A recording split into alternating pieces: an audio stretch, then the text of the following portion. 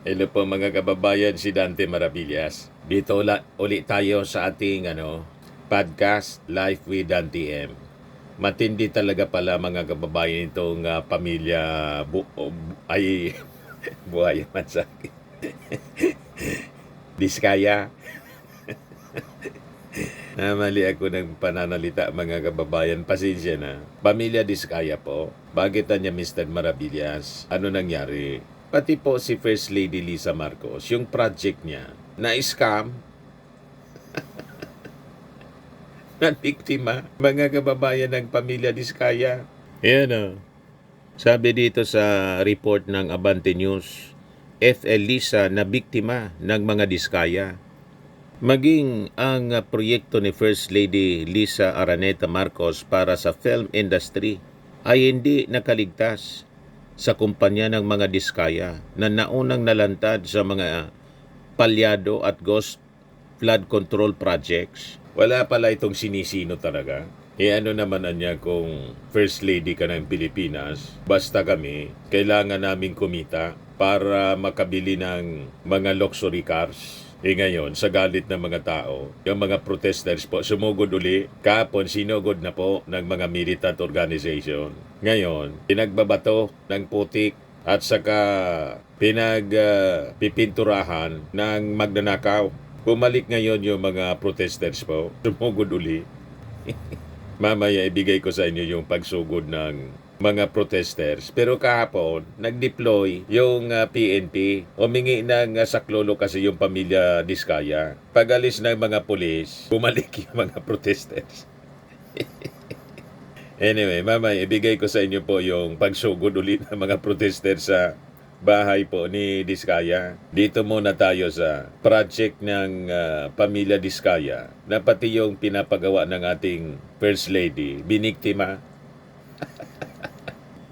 Walang patawad po. Palyado din yung ginawang proyekto po para sa rehabilitation ng film industry building. Ipinakita ni Palace Press Officer Attorney Claire Castro sa media ang gusali ng Philippine Film Heritage Building sa Intramuros, Maynila na maraming depekto at dapat ay natapos ngayong September. September 4 dapat tapos na kahapon.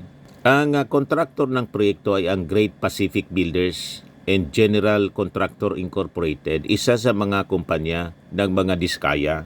Ayon kay Castro, ang proyekto ay pinunduhan ng 107 million pesos plus na sinimulan noong Enero 2025, subalit hindi natapos.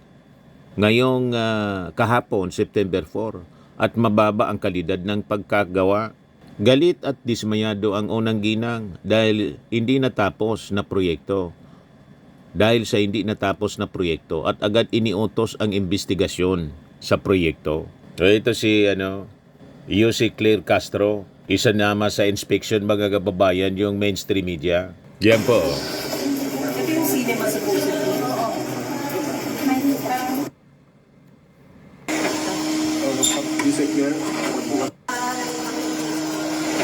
Hindi tapos. May nagtatrabaho pa yata.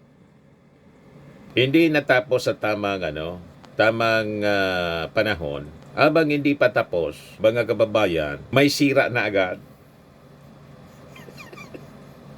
Parang yung mga flood control projects. Hindi pa tapos, sira na. Pati mga kalsada. Worse, yung iba mga kababayan, walang masisira kasi walang ginawa.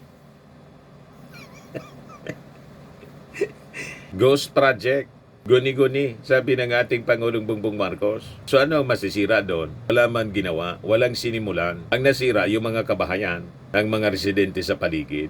Pag panahon ng matitinding pag-ulan, bumabaha, wala man pong ginawa eh. You see? Tingnan ninyo ang pagkagawa. Oh. Matindi, mga kababayan. May diferensya kaagad. Defective. Ayan po. Ito yung cinema supposedly. Oo. Talagang walang patawad itong pamilya Diskaya. Walang sinasanto. Walang sinisino. Nabibiktimahin. Galit na galit yung ating First Lady. Kabilang sa mga depekto sa proyekto ay ang kawalan ng alulod sa labas ng gusali. Kaya nababasa lahat ang dumadaan kapag umuulan. Hindi rin pulido ang finishing sa elevator. Bukod pa sa maliit ito at hindi pa tapos ang cinema para sa cinematic purposes. Namataan din ang unang ginang na nag-inspeksyon sa gusali subalit hindi na ito nagpa-interview sa media.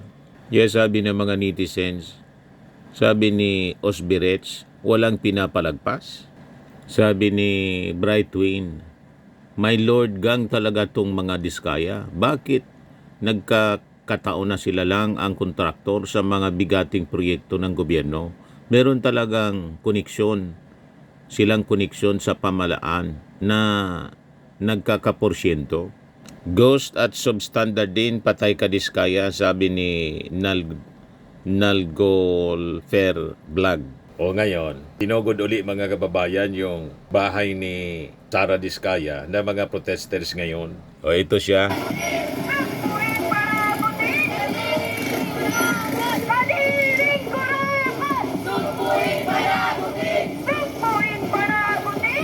Gawing kadiri ang korupsyon, sabi dyan.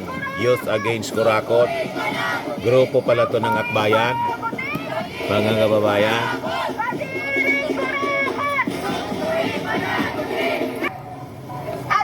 O ito yung harap mismo. Wala na yung mga pulis. Pag-alis na mga pulis, bumanat na naman yung mga protesters. Ay takot sa ingay. Kaya naman ngayon nagsama-sama tayo para kalapagin sila. At ngayon mag-iingay tayo para ilabas nila ang pera na ninakaw nila sa taong bayan. Kadiring kurakot, sumpuin panagutin. Sumpuin panagutin. Kadiring kurakot. Mga kasama, nagagalit ba kayo? Dahil galit na galit mo ang mga kabataan. 1 bilyon mga kasama. 1 bilyon mga kapwa ko kabataan. 1 bilyon ang araw-araw kung bibilangin natin sa isang taon ang ninanakaw nila sa atin. Ang kakapal talaga ng mukha ng mga diskaya, ng mga public officials, ng mga kontraktor at mga politikong nagnanakaw sa kaban ng bayan. Yung minumulto, tuwing may nawawalang proyekto, tuwing may nawawalang bilyon, hindi lang po pera ang ninanakaw ninyo, kundi kinabukasan naming mga kabataan. Kaya kailangan nating hanapin, ilantad at singilin ang mga certified kurakot na gaya ng mga diskaya. Mga kasama, babad na ba kayo? Kami rin sa PUP, sa Polytechnic University of the Philippines, babad na po ang mga mag-aaral, ang mga scholar ng bayan.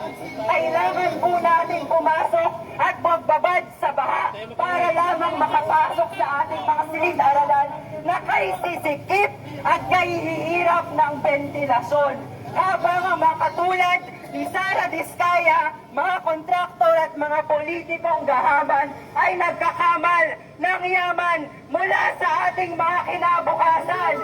Ayan mga kababayan, yung mga protesters, punong-puno na. Galit na sila mga kababayan dito sa mga contractors at mga kasabwat na mga politiko. O ngayon, ito yung latest na aksyon ni DPWH Secretary Vince Dizon. Sabi dito sa report ng ABS-CBN, just in, the DPWH finds former Bulacan 1st District Engineer Henry Alcantara guilty in the administrative case filed against him in connection to ghost flood control projects in the province.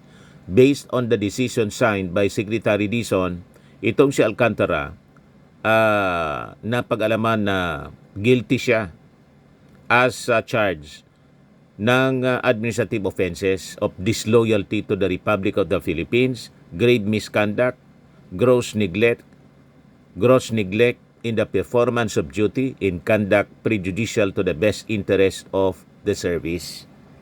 So sabi po ni Secretary Dizon, yung criminal charges will also be filed against Alcantara who was already dismissed from service noong Thursday, kahapon lang po. Kami ay nagre-rekomenda sa kaukulang tanggapan upang mag-aay ng criminal charges laban kay Engineer Alcantara at iba pang sangkot na individual upang makamit ang hustisya sa kanilang ginawang pambababoy sa kabanang bayan, sabi po ni Vince Dizon. So yan po yung naging desisyon.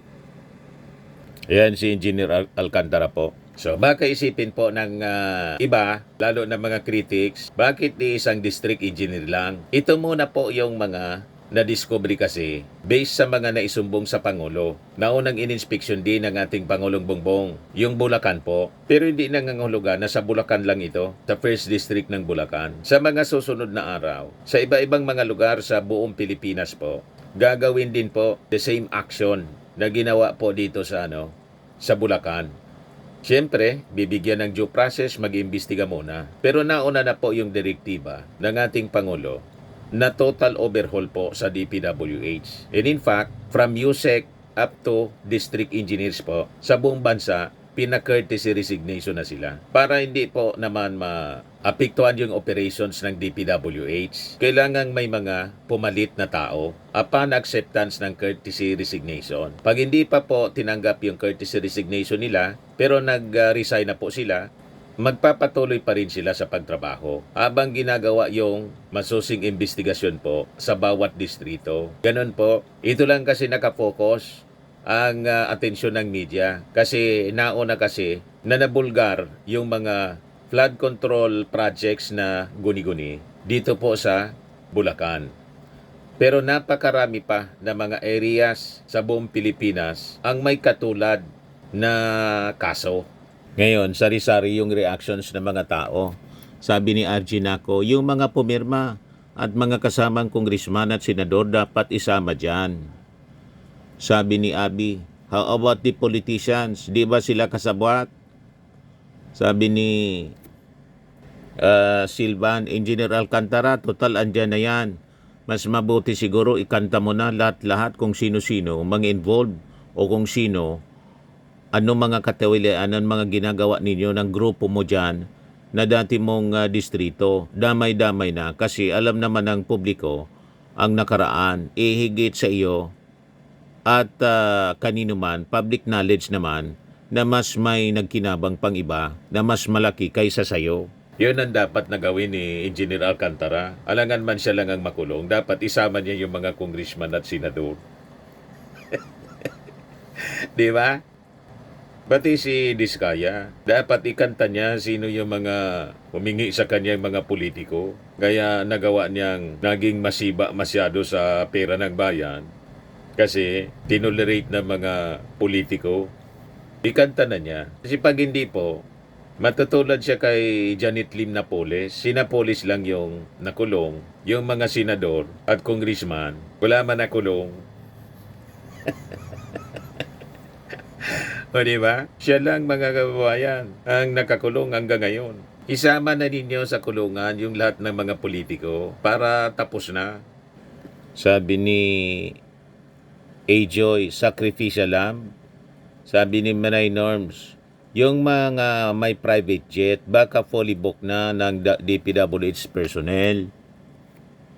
Sabi ni Isagani, kaabang-abang ang Senate hearing on September 8. Invited si Bryce Hernandez, Assistant Engineer sa DPWH Bulacan. Yung kasama niya sa casino at naka-Ferrari kapag pumapasok sa office, minsan Lamborghini, 10 a.m. to 2 p.m. out, punta na sa casino. So yan po ang short video natin ngayon. Atid sa inyo nitong napakagandang product nating binibenta online. I am Worldwide Amazing Pure Organic Barley Powdered Drink Mix from Australia. Yung gustong mag-try nito, mag-message na lang po kayo sa amin. Pati yung gustong magnegosyo po, magpa-orient kayo sa amin, sa aking anak na architect entrepreneur, Riz Maravillas. Yung mga inquiries ninyo po, huwag dito sa comment box ng YouTube. Hirap sagutin kasi. Doon na lang sa aking Facebook account, Dante Maravillas. So lagi nating tatandaan mga kababayan, sa buhay, you become what you believe. Bye-bye po.